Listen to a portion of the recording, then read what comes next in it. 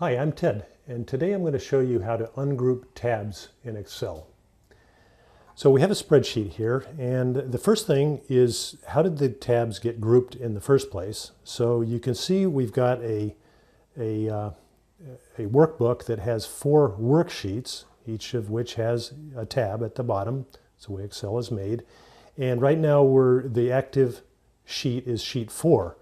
If you hold the Shift key down and select all the way to the left on sheet 1, now all 4 of the sheets are selected. That's what we call grouped. The sheets are grouped, or the tabs are grouped. It really means the same thing.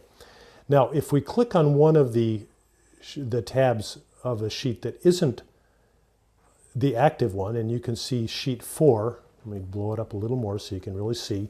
Sheet 4 is bold, it's active, but all of them are selected. If you click on one of the other ones, it not only becomes the active sheet, but it ungroups the tabs.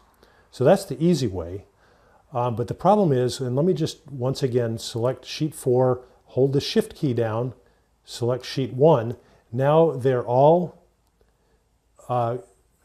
grouped together, but only sheet 4 is active. If we now click on the tab for sheet 4, it's still active, but they're all still grouped, and we're not able to do certain things.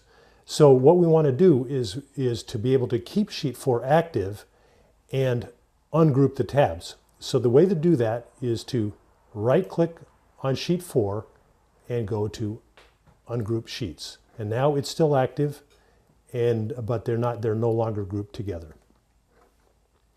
So I hope this has been useful. I'm Ted, and today I showed you how to ungroup tabs in Excel. Thank you for watching.